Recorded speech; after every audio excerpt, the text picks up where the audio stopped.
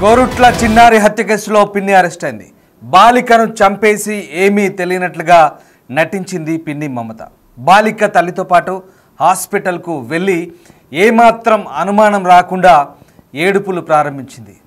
ఇక CCTV ఫుటేజీలు, dog squad విచారణతో ఒక్కసారిగా బండారమంతా బయటపడింది. పిన్నే హత్య చేసినట్లుగా పోలీసులు నిర్ధారించారు. మమతను అరెస్ట్ చేసి రిమాండ్కు తరలించారు పోలీసులు. బాలిక తల్లిపై అసూయతోనే 5 ఏళ్ల హితీక్షను చంపేసింది పిన్ని మమత. మమతకు కొద్ది రోజుల నుంచి కూడా ఆర్థిక ఇబ్బందులు ఉన్నట్టుగా తెలుస్తుంది. గతంలో బెట్టింగ్ ఆడి లక్షల్లో నష్టపోయింది మమత. ఓవైపు ఆర్థిక ఇబ్బందులు, మరోవైపు తనను బంధువులు చిన్నచూపు చూడడంతో చిన్నారిని హత్య చేసినట్లు మమత ఒప్పుకుంది. మొత్తం మీద చిన్నారిని చంపింది పిన్ని అని తేలడంతో ప్రస్తుతం కుటుంబ సభ్యులతో పాటు స్థానికులు అలాగే రాష్ట్ర వ్యాప్తంగా కూడా అవాక్కైన పరిస్థితి. ఈ అంశంపై చర్చనీయాంశంగా మారిన పరిస్థితి కనబడుతుంది. ఇక చిన్నమ్మే చంపినట్టుగా తేలడంతో ఒక్కసారిగా ఈ కేసులో మొత్తం వ్యవహారం బయటపడింది. జగిత్యాల జిల్లా కోరుట్లలో దారుణ హత్యకు గురైన ఆకుల హితీక్ష అనే చిన్నారిని ఆ పాప చిన్నమ్మ మమతనే గొంతు కోసి హత్య చేసిందని పోలీసులు నిర్ధారణకు వచ్చారు. చిన్నారి హితీక్ష కుటుంబానికి దక్కుతున్న గౌరవం తమకు దక్కడం లేదని ఈ ఘాతకానికి మమత ఒడిగట్టినట్టు తెలిసింది. కుటుంబంలో గౌరవం దక్కడం లేదని మమత పగ పెంచుకుంది. హితీక్ష తల్లిదండ్రులపై కోపంతోనే పాపను పొట్టన పెట్టుకుంది. హితీక్ష దారుణ హత్య తర్వాత అనుమానంతో పాప చిన్నమ్మ మమతను పోలీసులు అదుపులోకి తీసుకొని సుదీర్ఘంగా విచారించారు. హితీక్ష హత్య తర్వాత మమత కట్టుకున్న చీరను మార్చుకొని పంజాబీ డ్రెస్ వేసుకున్నట్లుగా సీసీ ఫుటేజ్ ఆధారంగా పోలీసులు గుర్తించారు. హత్య జరిగిన ఇంటి నుంచి ఓ కవర్ పట్టుకొని బయటకు వస్తున్న దృశ్యాన్ని కూడా పోలీసులు సీసీ కెమెరా ద్వారా గుర్తించారు. ఇక హత్యకు ఉపయోగించిన ఆయుధం ఏదైతే కత్తి ఉందో, హత్య సమయంలో ధరించిన రక్తము మరకలు అంటిన చీరను పోలీసులు స్వాధీనం చేసుకున్నారు. ఎట్టకేలకు తను చేసిన నేరాన్ని మమత ఒప్పుకున్నట్లుగా తెలిసింది.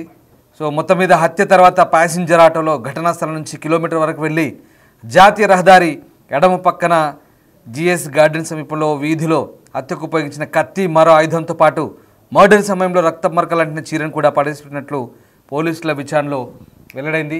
ఇక ఈ హత్యకు సంబంధించి స్థానికులు ఏమన్నారు ఒకసారి చూద్దాం. పాప కనబడట్లేదని చెప్పి మా మరదలు కూతురు మాకు ఫోన్ చేయడం జరిగింది.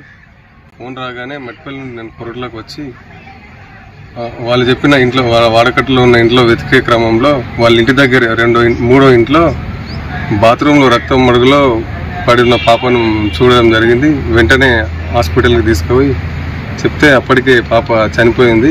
ఆ ఇంటి అతని మీద మాకు మొదట్లో కొంచెం అనుమానంగా ఉండే, కానీ అతని ఇంటి అతను నాకు అందుబాటులో లేడని చెప్పి తెలిసిన తర్వాత పాప పిన్నే ఇది చేసిందని చెప్పేసి తెలిసి బాధపడడం జరిగింది.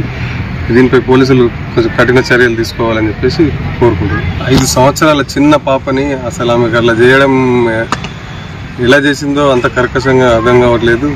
ఖచ్చితంగా ఇట్లాంటివి మళ్ళీ జరగకుండా చూడాలని, కఠినంగా శిక్షించాలని చెప్పేసి పోలీసు వారిని కోరుకుంటున్నాం. అయితే నిందితురాల్ని తీసుకెళ్లి ఇవాళ ఆమె హత్యకు ఉపయోగించిన కత్తిని కూడా పోలీసులు స్వాధీనం చేసుకున్నారు. మొత్తం మీద కుటుంబంలో తమకు సరైన గౌరవం దక్కడం లేదనే కారణంతో పాటు ఆర్థిక ఇబ్బందులు, అంటే ఆ నిందితురాలు బెట్టింగ్లో గతంలో డబ్బులు కూడా పోగొట్టుకున్నట్టుగా తెలుస్తుంది. దీంతో సమాజంలో ఆమెను చిన్న చూపు చూస్తున్నారనే భావన వెరసి ఇవన్నీ కూడా తోడికోడలు కూతుర్ని పొట్టన పెట్టుకున్నట్టుగా తెలుస్తోంది. విచారణలో నిందితురాలు పూర్తి అంశాలు వెల్లడించినట్టుగా తెలుస్తుంది. రైట్, మా ప్రతినిధి శ్రీనివాస్ ప్రస్తుతం మనతో ఫోన్ లైన్లో అందుబాటులో ఉన్నారు. శ్రీనివాస్, ఈ జగిత్యాల హత్యకు సంబంధించి పిన్నికి సంబంధించిన వ్యవహారం మొత్తం బయటపడింది. ఆమె హత్య చేసినట్టుగా పోలీసుల విచారణలో ఒప్పుకున్నట్టుగా తెలుస్తోంది. ఈ మమత నిందితురాలు ఎవరైతే ఉన్నారో పోలీసుల విచారణలో ఎలాంటి అంశాలు వెల్లడించింది, అలాగే పోలీసులు ఏం చెప్తున్నారు?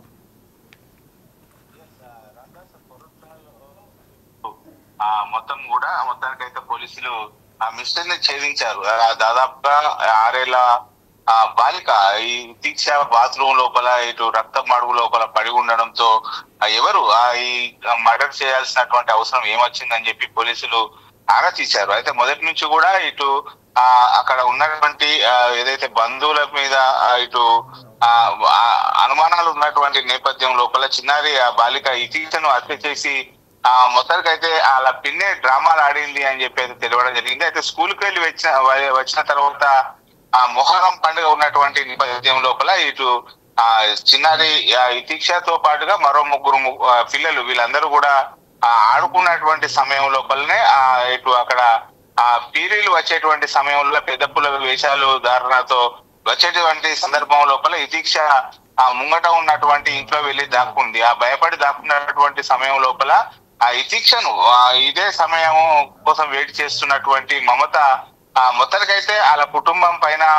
మొత్తం కక్ష పెట్టుకున్నది. వాళ్ళ అమ్మ పైన వాళ్ళ పిల్లల పైన కక్ష పెట్టుకొని బాలిక వాళ్ళనంటే మొత్తానికైతే ఏదో చేయాలని చెప్పి అనుకున్న దాని ప్రకారంగానే ఇతీక్షను అదే బాత్రూమ్ లోపల బెడను వేసి తర్వాత ఇంట్లో నుంచి కట్టరు తర్వాత కత్తి తీసుకొని వచ్చి ఆ బాలికను విచక్షణ రహితంగా పొడిచి చంపినట్టుగా అయితే తెలుస్తుంది. అయితే హత్య కోసము కూరగాయల కత్తితో పాటుగా కట్టరు వినియోగించిన అని చెప్పి అయితే నిందితురాలు పోలీసుల ముంగట అయితే తెలపడం కూడా జరిగింది. అయితే మమత ఇప్పుడు ఇటు హత్య చేసిన తర్వాత ఒక దాదాపు కిలోమీటర్ వరకు కూడా వెళ్ళి అక్కడ బట్టలు చేంజ్ చేసుకొని మళ్ళీ వేరే బట్టలు చేంజ్ చేసుకొని మళ్ళీ ఆటోలో వచ్చి ఇక్కడ ఏం తెలియనట్టు మళ్ళీ బాలిక కోసం వెతకడం ప్రారంభించింది. కుటుంబ సభ్యులతో వాళ్ళు బాలిక కనబడడం లేదు అని చెప్పి ఆరా తీస్తున్నటువంటి నేపథ్యం లోపల వారి వెంబడే వెళ్ళి ఆరా తీసింది. తర్వాత హత్య జరిగిన తర్వాత కుటుంబ సభ్యులతోనే కలిసిమెలిసి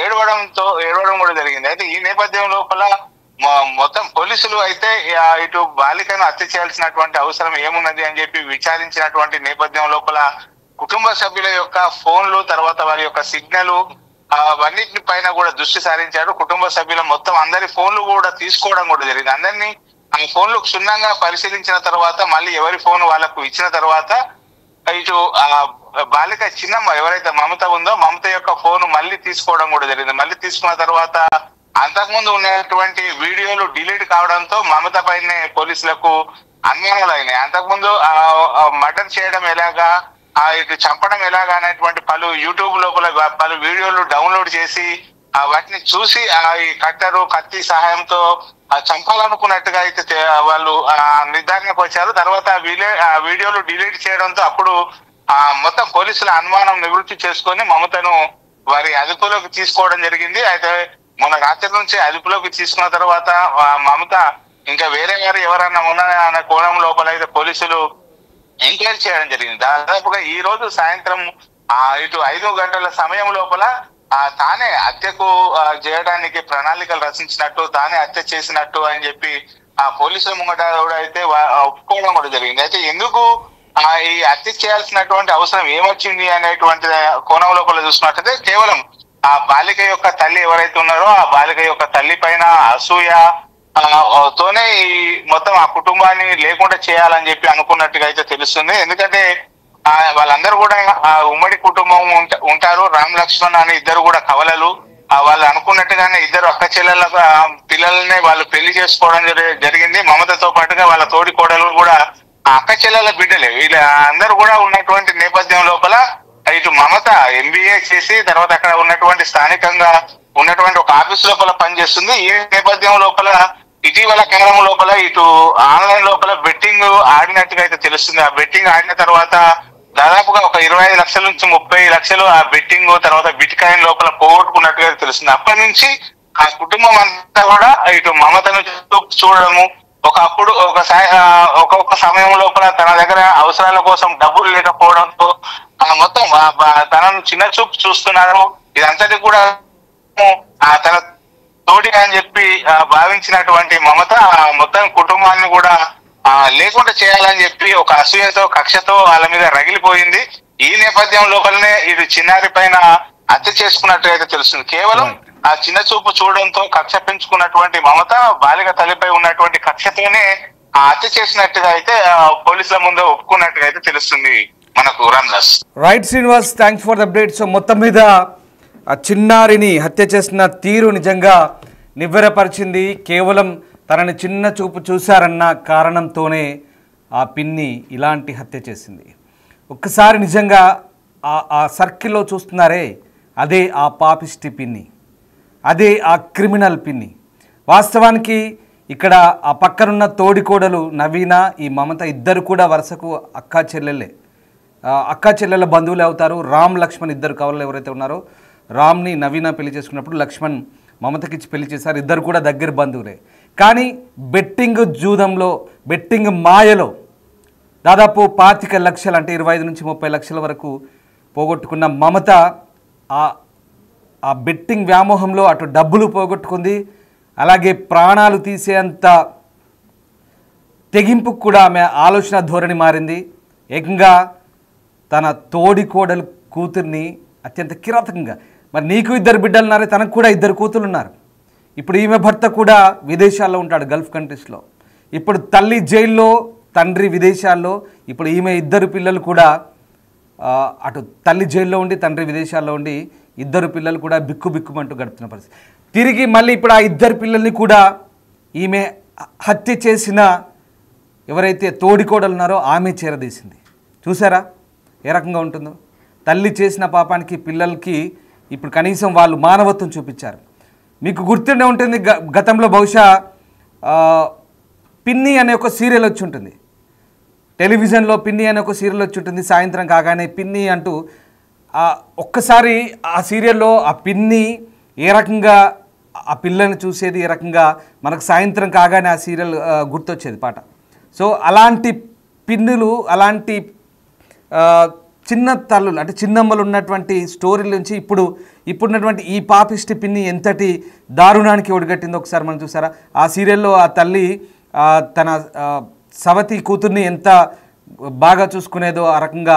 కనీసం అంటే ఇక్కడ ఉన్నటువంటి ఈ పిన్ని ఎంత క్రిమినల్ పిన్నో, ఎంత పాపిష్టి పిన్నో ఒక్కసారి మనం ఈ స్టోరీ చూసి అర్థమవుతుంది. సీన్ అంతా రిక్రియేట్ చేసినప్పుడు పోలీసులు నివ్వెరపోయే అంశాలు, ఆశ్చర్యకరమైన అంశాలు బయటకు వచ్చాయి. చంపి మళ్ళీ ఏం తెలియకుండా రక్తపు మరకలున్న బట్టల్ని ఎక్కడో కిలోమీటర్ దూరంలో తీసుకెళ్ళి పడేసి, కత్తుల్ని పడేసి చాలా దారుణంగా బెట్టింగ్ మాయాజాలంలో పడి ఏకంగా హత్యలకు కూడా ఒడిగట్టడం. దీనికి అంతటి కూడా మళ్ళీ ఒకటే కారణం, ఇక్కడ ఆన్లైన్ గేమింగ్ లేదా చాలా వరకు మీకు ఒక్కటి గమనించండి, హత్యలు, నేరాలన్నీ కూడా ఈ ఇన్స్టాగ్రామ్లు, ఫేస్బుక్ పరిచయాలు, ఆన్లైన్ గేమింగ్లు ఇవన్నీ కూడా దాదాపుగా దీంతోనే లింకప్ అయి ఉంటున్నాయి. ప్రతి నేరానికి కూడా టెక్నాలజీతో ముడిపడి ఉంటుంది. అంటే టెక్నాలజీ మనం ఏ రకంగా వాడుకుంటున్నామో అర్థమవుతుంది దీన్ని బట్టి. టెక్నాలజీ మంచి మనిషికి పనికి రావాలి, కానీ మనిషి పూర్తిగా దిగజారేలా ఉండకూడదనేది ఇక్కడ సారాంశం. ఎక్స్క్లూజివ్ దృశ్యాలు చూస్తున్నారు. ఆ పాపిష్టి పిన్ని మమతను ఏ రకంగా పోలీసులు తీసుకెళ్తున్నారు ఆ దృశ్యాలు చూడొచ్చు. బిగ్ టీవీ స్క్రీన్పై ఎక్స్క్లూజివ్గా చూస్తున్నాం. క్రిమినల్ పిన్ని, అదే ఆ క్రిమినల్ పిన్ని, హితాక్షిని చంపిన ఆ నేరస్తురాలు పిన్ని ఏ రకంగా. అంతకుముందు ఇదే నేరస్తురాలు, ఇదే పిన్ని ఆ పాపని చంపిన తర్వాత తిరిగి ఆమె తల్లి పక్కనే కూర్చొని దొంగ నాటకాలు ఆడుతూ, దొంగ ఏడ్చుకుంటూ కూర్చుంది.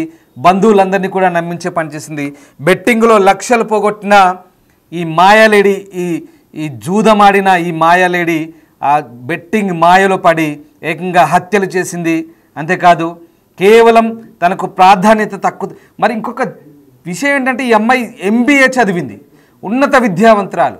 అసలు సమాజంలో కొన్ని అంశాలు చూస్తే కనుక చాలా దారుణంగా ఉంటాయి. వీళ్ళంతా ఉన్నత విద్యావంతులు, ఈ నేరాలు చేసే వాళ్ళంతా ఉన్నత విద్య. ఎక్స్క్లూజివ్గా చూస్తున్నాం ఆ దృశ్యాలు. అదే ఆ పిన్ని, ఆ పాపిష్టి పిన్ని మమతను ఏ రకంగా పోలీసులు తీసుకెళ్తున్నారో. నిజం ఒప్పుకుంది, నేరాన్ని అంగీకరించింది. పోలీసులు చాలా ప్రతిష్టాత్మకంగా తీసుకున్నారు కేసు, చాలా ప్రిస్టేజియస్గా తీసుకున్నారు. మొత్తం దర్యాప్తులో విషయాలన్నీ వెల్లడించింది. కేవలం ఒక అక్కసుతో, ఒక కక్షతో ఓర్వలేక తోడికోడలు కూతుర్ని పొట్టన పెట్టుకుంది. ఈమెకు కూడా 2 కూతురు ఉన్నారు. ఆ ఎక్స్క్లూజివ్గా దృశ్యాలు చూస్తున్నాం. ఆ మమతని లేడీ పోలీసు అటు నుంచి తీసుకెళ్తున్న దృశ్యాలు, మరోవైపు పోలీసు జీప్లో ఎక్కించుకెళ్తున్న దృశ్యాలు చూడొచ్చు. అమాయకురాలైనటువంటి హితాక్షిని చంపి ఇప్పుడు కటకటాలు లెక్కించాల్సిన పరిస్థితి దాపురించింది. అలాంటి నేరాలకు పాల్పడింది ఈ మమత. ఉన్నత విద్యావంతురాలు, MBA చదువుకుంది, ఉద్యోగం కూడా చేస్తున్నట్టుగా తెలుస్తోంది. గతంలో ఉద్యోగం చేసిందో బహుశా ఇప్పుడు చేస్తుందో తెలియదు, కానీ MBA చదువుకున్న ఇలాంటి గ్రాడ్యుయేట్లు, ఇలాంటి చదువుకున్న మూర్ఖులు ఏమనాలి? కామెంట్ బాక్స్ రూపంలో మీరే తెలియజేయండి. కేవలం బెట్టింగ్లో డబ్బులు పోగొట్టుకొని సమాజంలో ప్రాధాన్యత తగ్గడం, సమాజంలో పరువు పోతుందనే ఒక అక్కస్తో, ఒక కక్షతో తోడికోడలు కూతుర్ని ఈ రకంగా హతమార్చి పొట్టన పెట్టుకొని ఏమీ తెలియనట్టుగా అమాయకురాలుగా మళ్ళీ ఏడ్చుకుంటూ కూర్చుంది. ఒకసారి ఆ విజువల్ కూడా చూడండి. ఇంకో బాక్స్లో మీకు ఆ విజువల్ కూడా చూపిస్తాం. హత్య జరిగిన తర్వాత తిరిగి ఆ అమ్మాయి తల్లి పక్కన కూర్చొని, అమ్మాయి శవం పక్కన కూర్చొని ఏమీ తెలియనట్టుగా నంగరాచి వేషాలిస్తుంది. ఎస్, ఒకసారి సర్కిల్ చూడండి. అదిగో చూడండి, తల బాదుకుంటుంది ఆవిడే, ఆ దగుల్బాజీ పిన్నే తల బాదుకుంటుంది. చూడండి ఎలా ఏడుస్తుంది చూడండి. ఎవడైనా ఎస్, ఒకసారి చూడండి, తల బాదుకుంటూ అయ్యో పాపం అంటూ. హత్య చేసింది వచ్చి మళ్ళీ ఏమీ తెలియనట్టుగా తల బాదుకుంటూ కూర్చుంది. ఇలాంటి వాళ్ళని ఏమనాలి? ఇలాంటి వాళ్ళకి ఎలాంటి శిక్షలు పడితే బాగుంటుంది? మీరే కామెంట్ బాక్స్ రూపంలో తెలియజేయండి. అనవసరంగా అమాయకురాలని ఉంటే ఆ పాపని పొట్టన పెట్టుకుంది. ఇప్పుడు ఈమెకున్న 2 కూతుళ్ళను కూడా తిరిగి అదే తోడికోడలు చేరదీసింది. ఈమె జైల్లో కూర్చుంటే, తండ్రి విదేశాల్లో ఉంటే, ఆమె ఇప్పుడు ఈమెకు సంబంధించిన 2 కూతుళ్ళను కూడా చేరదీసి చూసుకుంటుంది. హత్య చేసినాక కూడా ఇప్పుడు నీ 2 కూతుళ్ళను కూడా చేరదీసిందే. కనీసం దీంతోనైనా నీ ప్రవర్తనలో మార్పు రావాలి. జైల్లో చిప్పకూడు తింటైనా కనీసం నీలో మార్పు రావాల్సిన అవసరం ఉంది. ఎలాగో ఖచ్చితంగా శిక్ష తప్పదు కాబట్టి ఈ శిక్షా కాలంలోనైనా కనీసం ఒక మనిషిగా మారాలి, తర్వాత అయినా ఒక మనిషిగా బతకాలి. ఎంబీఏ చదివి ఎంబీఏ గ్రాడ్యుయేట్ అయినటువంటి మమత ఏ రకంగా నేరపూరిత ఆలోచన చేస్తే హత్యలకు ఏ రకంగా తెగబడిందో ఒక్కసారి మనం చూస్తే అర్థమవుతుంది. ఆ దృశ్యాలు చూడండి. ఇక్కడ చూడండి, హత్య చేసిన తర్వాత తల బాదుకుంటుంది, మళ్ళీ ఇక్కడ పోలీస్ వ్యాన్లో ఎక్కి నిందితురాలుగా వెళ్తుంది. ఎంతటి దారుణం అసలు. చిన్న చూపు చూడడంతో చిన్నారిని హత్య చేసింది. చిన్న పాప, ఆ పాప ఏం పాపం చేసింది? ఆ పాప నిన్నేమంది? పాప తల్లిదండ్రులు కూడా ఏమనలేదు. సమాజంలో ఎవరో ఏదో అంటున్నారని నీవు జూదమాడి బెట్టింగ్ ఆడి బెట్టింగ్లో లక్షలు పోగొట్టి అది నీ పరువు సమస్య, నీ వ్యక్తిగత సమస్య. పక్కోడి కుటుంబం మీద, అది కూడా నీ తోడికోడలు, నీ సొంత అక్క కూతుర్ని. పిన్ని అంటే సొంత తల్లిలాగా భావిస్తారు. నిన్ను నమ్మొచ్చిందే సొంత తల్లిలాగా భావించి వచ్చిన ఒక పాపని, ఒక అమాయకురాలైనటువంటి ఆ పాపని పొట్టన పెట్టుకున్నావే. నీకు ఎలాంటి శిక్ష ఇస్తే బాగుంటుంది? దయచేసి కామెంట్ బాక్స్ రూపంలో తెలియజేయండి. ఇలాంటి ఆలోచనలు ఉన్న ఇంకెవరైనా సరే, ఉమ్మడి కుటుంబంలో ఉంటూ తోడికోడలుగా ఉంటున్న ఎవరైనా సరే, వాళ్ళ పిల్లలపై ఇలాంటి కక్షపూరిత ఆలోచన పెట్టుకున్న ఎవరైనా సరే, దయచేసి ఇలాంటి వాళ్ళకి వాళ్ళ ఆలోచనలో, వాళ్ళ ప్రవర్తనలో మార్పు రావాల్సిన అవసరం ఉంది. ఇక్కడ ఎవరిని ఉద్దేశించట్లేదు, దయచేసి వ్యూవర్స్ అడ్వైస్ చెప్తున్నాను. ఇలాంటి నేరపూరిత వార్తలను పదే చెప్పడం ద్వారా మిమ్మల్ని అప్రమత్తులు చేయడమే బిగ్ టీవీ ప్రధాన ఉద్దేశం. ప్రధానంగా ఇలాంటి ఘటనలు చోటు చేసుకున్నప్పుడు నిజంగా వాస్తవానికి సమాజంలో ఇలాంటి ఘటనలు జరుగుతున్న తీరు ఒక్కసారిగా నివ్వెరపోయేలా చేస్తున్నాయి. బెట్టింగ్కు అలవాటు పడి లక్షలు పోగొట్టుకొని, కుటుంబం పరువు పోగొట్టుకొని పక్కింటోడి మీద ఏడవడమా? ఇదా మీ పద్ధతి? ఎంబీఏ చదువుకున్నావు కదా, ఇదా నీ జ్ఞానం, ఇదా నీ బుద్ధి? సరే, అంతవరకు బాగానే ఉంది. హత్యలు ఎందుకు చేయాలి? నీ కసి, నీ కోపాన్ని అమ్మాయిపై చూపించడమా? ఇప్పుడు వెళ్ళి కటకటాల్లో గడుపుకుంటూ చిప్పకూడు తింటావు కదా. ఇది ఇవాళటి సమాజం తీరు, నేటి సమాజం పోకడలు. వాస్తవానికి ఆలోచన ధోరణిలో మార్పు రావాలి. మీరు ఒకసారి గమనించి, ప్రతి నేరం వెనుక, ప్రతి హత్య, మానభంగం లేదా ఇలాంటి హత్యలు మనం సోనం దగ్గర నుంచి చూస్తున్నాం. ఎక్కడికో మేఘాలయ తీసుకెళ్ళి హత్య, అంటే ఈ హత్యలన్నిటి కూడా, ఇవన్నీ కూడా దాదాపుగా ఆన్లైన్, ఇంటర్నెట్ లేదా యాప్స్ లేదా ఈ అంతర్జాలంతో సంబంధం ఉన్నటువంటి ఇలాంటి వింత పోకడలు. దాదాపుగా ఇన్స్టాగ్రామ్ లేదా వాట్సాప్ చాటింగ్ లేదా బెట్టింగ్ యాప్స్, ప్రతి ఒక్కటి కూడా టెక్నాలజీ మనిషి బాగుపడడానికి ఉపయోగపడాలి, కానీ మనిషి ఇలాంటి దారుణాలు కొడగట్టి దిగజాడడానికి ఉపయోగపడదు. మనిషి పూర్తిగా సమాజంలో నేరపూరిత చర్యలకు పాల్పడడానికి ఉపయోగపడదు. దయచేసి అలర్ట్గా ఉండండి. మీ చుట్టుపక్కల ఉన్న వాళ్ళని కూడా మీరు కూడా కన్నీసి ఉంచండి. ఏం జరుగుతుంది, అప్రమత్తంగా ఉండడానికే మీకు ఈ వార్తల్ని పదే చూపించడం జరుగుతుంది. డిస్టర్బింగ్ విజువల్ చూసాం ఇప్పటిదాకా బిగ్ టీవీ స్క్రీన్పై. ఎక్స్క్లూజివ్గా చూస్తున్నాం ఆ పాపిష్టి పిన్నిని పోలీసులు ఏ రకంగా తీసుకెళ్తున్నారో, ఆ క్రిమినల్ పిన్నిని ఇప్పుడు పోలీసులు తీసుకెళ్ళి ఏ రకంగా కటకటాలు లెక్కించబోతున్నారు.